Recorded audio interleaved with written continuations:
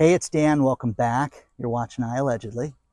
And I have a good one for you today because I believe none of this, nothing that's going on right now in the economy. I think it's all just a big scam right now, and we're being played for fools right now. That's just me. Please, as always, like these videos, hit the subscribe button so you get notified of everything we're doing, and the bell notification. And today we're going to talk about a food company and food supply. I'll do that a little later. But first things first, great news, guys. Our gross domestic product was announced yesterday, and we're supposed to celebrate the fact that it had risen by 4.9%, and it was expected at 4.5%. When I heard the expectation of 4.5%, I laughed. I laughed hysterically. I said, who are they kidding? Who are they kidding? Now, the industrial complex and war complex and manufacturing for war would be great for GDP because it would just make everything to where people could, they would just be making everything as far as, planes, trucks, everything that goes along with that. Okay. And that would be a good thing for GDP. But it's not real, guys. This is not real. The economy is not doing well right now. And here's the thing. I am a connective marketer. I have clients that I consult with right now. I am great at one thing, and that is squeezing money out of your existing company to make it so that you can make more money with what you already spend money on. That's what I do. And one thing that I'm good at right now is helping people get money right now. And one thing that's happening right now is you're seeing a lot of people that are trying to navigate through this stuff because their business is not doing good. Now, not all my clients, not all of them, are in horrible industries. Oh gosh, Dan, well, they're bad. I have people that are in growth industries right now, like foreclosures, okay? Evictions, things like that are going to go up right now. So as we enter this cycle of whatever you want to call it, there are some industries that are doing very well right now. And, when you look at everything as a whole right now, as far as business, as far as the interest rates, as far as hiring, things are not normal right now. Things are not, just like, hey, we're going to get through this. It's okay. Not a chance right now. Unemployment numbers tick up, okay? Think about this. There is a bill going through Congress right now that wants to limit credit card incentives. Okay? Now, this would destroy travel incentives. It would destroy, your, people that travel and get miles, people that get different perks, whether it's shopping, gas, whatever. I have a friend that runs a foreclosure company, and he and his wife have not paid for gas in 5 years. 5 years, because everything that they put on the company credit card gets paid back to them in gas cards. They get $50 gas cards on each one through some Chase card. That's the most amazing thing ever. Now, with this new bill that Dick Durbin's putting through, it's saying, hey, listen, we need to limit this, and people need an option. People are getting charged 3% to run, basically credit cards, and Visa and MasterCard have a duopoly right now. Okay, well, when you use a credit card, guys, there's a fee. And I hate restaurants. I hate businesses that say, hey, listen, we're going to charge you 5% to use your credit card. Okay, that's part of doing business. It's what needs to be built in and is built into the price. Now, Southwest Airlines, okay, just issued a guidance. Now, remember, everything's great. Believe it. Southwest Airlines, who is so against this, okay, there's two stories below. Southwest Airlines is totally against this, getting rid of these incentives right now, but they're saying that their profits are off 30%. 30% from people flying from last quarter. Now, here's the thing. If they would have had GDP down, then there's no way you could have multiple down quarters of GDP and then say that we're not in a recession. So Southwest Airlines next year says travel's going to be bleak. It's going to be awful. People are not going to be able to spend money to travel in 2024. Huh. Okay. Okay, well, wait a second. Everything's good. Okay, everything's great. No, it's not. Mohammed Al-Aryan, who I've talked about in the past, is a great economist, and he steps forward and he says, wait a second, let's believe these numbers. Let's say that these numbers are true. People are not out of the woods. We've got interest rates for mortgages well above 8% that people cannot afford. Okay? You've got people that have depleted their savings. You've got companies now that cannot get access to credit, and they're not going to be able to operate sufficiently in the first quarter of 2024. Forget the fact that they don't have any customers. They're not going to be able to operate their business and be able to have trucks and have employees and be able to deal with cycles and downturns that have nothing to do with people paying them. For example, if it starts raining here, in California, and you can't build things, construction slows down, things like that. That's going to start happening as it starts getting colder around the country. But Mohammed Al-Aryan says, listen, this is nowhere near being normal, nowhere near being out of the woods yet, and people need to take this seriously right now. So, do you guys think that this is real? Do you think that these numbers are legitimate? Because I don't. I don't believe anything that they're telling us right now. But when you talk to any real estate agent that is worth their weight in anything, they tell you that there is a huge slowdown right now. Now, you're going to see less houses close escrow. You're going to see less transaction. Well, Dan, because you're stupid, Dan, you don't know that there's no inventory. Okay, let's play your game. Why are my foreclosure buddies that own two different foreclosure companies that don't work together are doing the exact same thing where they're trying to expand right now? They're trying to get more people right now because of the uptick in business, because business is so good, because things are great. No, things are falling off a cliff. People cannot afford their houses right now. I get people that send me investment hacks and financial hacks. And for some reason, I'm getting a ton of stuff from TikTok and from different places right now. And what thing that, hey, listen, here's what you do. You go out and you make your house payment every 2 weeks. Just make half your house payment every 2 weeks. Just don't skip it. Every other week. So you're going to make 26 payments this year, but they're going to be cut in half your house payment. So at the end of a year, you're going to make 13 payments. Okay, that's good. That's good advice. If you can afford that, you can make 13 payments. Isn't that great? Okay, and you will cut out all this interest and you will save all this money. And let me give you an investment hack. Okay, spend less money. Okay, bring in more money. Pay your bills off. Live comfortably and don't piss your money away. Okay, if you do that, you'll be ahead of the game. All your subscriptions, all your cable TV, everything that you have out there that's expensive, you need to do what you can do to get rid of that stuff right now. But, go make an extra payment. Again, more people have the problem that they cannot make any money right now because they're getting cut back on hours and cut back on work. And you should go make, an extra house payment a year. Okay? So, share your thoughts on this stuff. Do you think that this is good? The Southwest Airlines story about the travel industry is that this will kill incentives for travel. It will kill incentives for people going on vacations. Now, think about this. I know people that travel quite a bit, okay? I know people on YouTube. I know people that do different industries, and they rely on those miles, but they rely on them for airline tickets, for hotels, for travel discounts.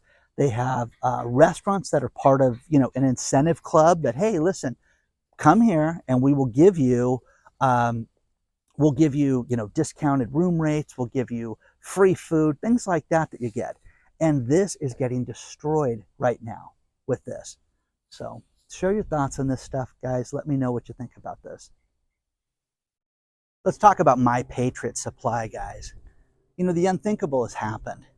And we've been distracted with the news and with the financial news. One thing that you need to look at is to get yourself some food preparation. And the best thing that you can do is go to www.foodwithdan.com and look at what My Patriot Supply has put together for us. They have put together incentives to where you can get a 3-month food supply at an unbelievably inexpensive price. Now, I know what you're thinking. Oh, this food, Dan, it's just awful and it sits in a cupboard. I have eaten this stuff, guys. It's fantastic. And so many of you have bought this in the past from the channel. Take a look at this today, because with the instability globally, you need to look at making sure that you have food storage, and you can buy a little that can last as long as 3 months, or you can buy a year's supply. I mean, it's amazing. But the cool thing is that they have incentives and discounts for all of us for going to foodwithdan.com. They threw in a bunch of different good things for you guys. Take a look at it today. Buy this as a gift, guys, because I did this last year and gave it as gifts, and people thought it was great. So check out foodwithdan.com. Get yourself food preparation and food storage, but do it today.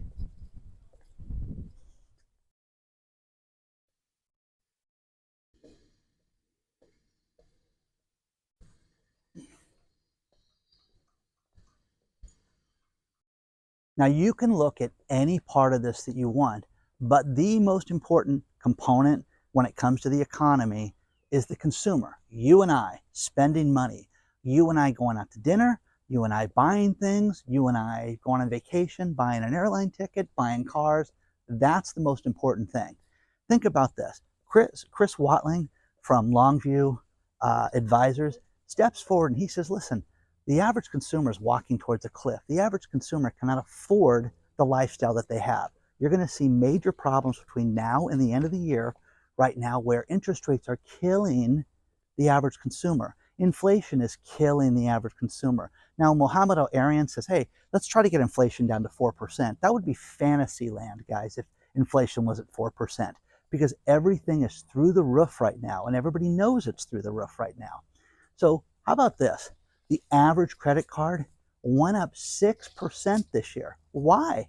Why? Oh yeah, interest rates went up. That's right, the Fed raised rates a bunch of times over the last 2 years. Oh, okay, yeah, okay. 28.9% is the average credit card interest rate. Okay, people cannot afford their credit cards. They cannot afford their auto loans. People are spending over $1,000 a month. But I have people who, when I talk to everybody, from family members of theirs to family members of mine, and I'm just telling them, get out of debt. Don't buy things you do not need. But the average consumer is heading towards a cliff. Think about that, okay? So again, I don't believe that these, numbers are great. Lunch with my friend yesterday talking about all the layoffs and everything that they experience in his company and how they're trying to streamline profitability. That's crazy. Now, again, not believing things, Gannett, okay, they own a thing called USA Today. There were some writers that were reading incentives from, like discount, like, hey, here's a review of a product in USA Today. And there's an article below about this, about how one writer said, I couldn't leave my desk because I kept reading these reviews that were not written by human beings. They were not real people that didn't exist. And the reviews were for like foam tumblers and ridiculous products. So we're being fed, hey, try this out, check this out. And they're written by AI robots. So it's not real. And that's what we're experiencing even more. So be careful what you guys read. Be careful what you get recommended and things like that. Get somebody's background, okay? So much right now, people are relying on other people's advice. And it's crazy. Speaking of that, FTX, good old Sammy Bankman-Fried, his court documents leaked out why he wants to get in the stand, because he wants to blame his attorneys that worked for FTX. He wants to blame them that he followed their advice and throw these attorneys under under the bus. So, guys, let me give you some legal advice for you, and this is my Dan's free legal advice, even though I'm not a lawyer. Don't try to go up against a lawyer and try to make the lawyer the bad guy, because what they have is friends that are lawyers, and they will go out and they will hire other friends that are lawyers and their friends to make you look bad. Now, Sam paid these people tens of millions of dollars, okay? And he's going to sit there and say that this whole scam was based on what they told him to do. You know, wow. Okay. I mean, I, I, I'm begging him that he does this because it would be funny, because it would just be, that much faster to a jail cell, in my opinion. But no one believes this. I don't believe it. I know you don't believe it. But, tell me what else you guys question right now. Tell me what else you think is wrong, because there's so much right now. And this is just the beginning of it. But the high interest rates, everything is expensive right now. Going out to dinner is outrageous. Everything in this world is more expensive than ever right now. There's a ton of construction on the island across the way too. So I'll walk away from this for you.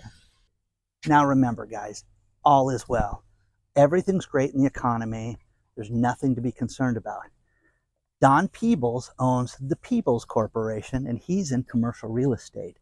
He was on Maria Bartiromo's show yesterday and said, wait a second, the Fed has destroyed commercial real estate by raising interest rates as high as they have, and it's going to be a huge problem because all these people that bought property with these low interest rates, okay, and then cannot refinance them and now have vacancies, you're going to see more properties given back to the bank than ever. But he says the next big problem is going to be the apartment buildings. You're going to see more and more apartment buildings that are going to go back to the bank. So imagine you're paying your rent and the landlord is not paying the mortgage payment. Uh-oh, uh-oh, uh-oh. So again, everything's good. I don't believe any of this. But here's what happened. Hasbro and Mattel, the two largest toy companies, step forward and say that it's going to be a bleak Christmas, and you have a softening consumer who has what? No money. Again. Oh, okay. So people are not going to be buying toys. They're not going to be having incentives, to buy toys because they don't have jobs to do that. So it's going to be interesting, to say the least. Once again, to come out early and to sit there and say, hey, listen, we want to warn the industry that things are going to be bad. I don't care what industry that is. And if it's toys, talking about the holidays, and you can sit there and say, kids don't need anything. It's not the spirit of Christmas, Dan. Christmas is about family and God and being together and everything. Great, okay? The holidays are about a lot of things. And one thing that you have is you have a lot of get-togethers, a lot of family, and Aunt Mabel buys the kids toys every year, and now she's not going to be able to afford it. So there's that. A follow-up from yesterday's video. Think about this one. There are great article, because I didn't title this. I wish I did, because it's fantastic. There are 50 new EV cars coming on the market in the next 3 years. Isn't that crazy to think about? 50 different models coming out. And the problem with this is the article says, who wants to buy these? 50 different models for an industry that, does anybody want to buy these? No, they don't. They don't want to buy these cars. They cannot afford these cars. They can't afford toys, can't afford your car. So share your thoughts on this stuff as I walk through the backside of Newport. It's really nice. I'm in Newport Beach, guys. If I kept going that way, I'd be towards the fun zone.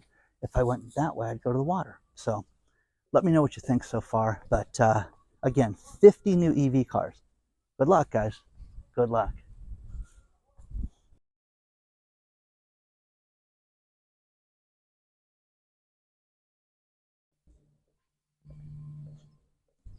I'm going to finish this video with these last few stories. And first things first, I want to thank Anthony for sending me this little tidbit, which you guys can see below. And that is, what does it cost to charge an EV car compared to the price per gallon of gas? Oh, well, Dan, it's free. It's absolutely free.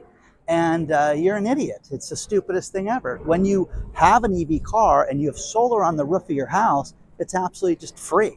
Free, free, free. Well, Anthony has a story where the average EV car, if you compare it to the cost per gallon of gasoline, is $17.33 a gallon. Well, gee, I don't care. On my worst day, if I went to Beirut in a war zone, I don't think I've ever heard of $17.33 a gallon for gas. Read the story below. Homestar Mortgage. Homestar Mortgage has been in business for over 20 years. Wes Hunt, the CEO of the company, and says, we have always been able to fight cyclicity and the cycles of the mortgage industry, but the losses have mounted and are so much right now that we cannot afford to be in business right now. The 10-year bond has shot through the roof. Interest rates have shot through the roof. So we are finished. Okay? Going to lay off about 200 people when it's all said and done. Oh, that's terrible. Now, here's the thing. If you have a loan with them, they're going to lock in the rate through Halloween. After Halloween, they'll fund your loan, but you're done after that. There are no more new loans and only locked in loans. And again, this is going to be something, a very familiar thing you're going to hear in the future. Hey, did they lock your loan in before that mortgage company went out of business? Well, what are you talking about, Dan? Hey, they went down for the count. Is your loan locked? I mean, did they submit it? Was it FTX, FTX lending? You know what I mean? That didn't have loan docs and things like that. So again, you're going to hear about this more and more. So great story. Read it below. Final story. And I love stuff like this from Study Finds, and that is, addiction to snack foods is as strong as heroin.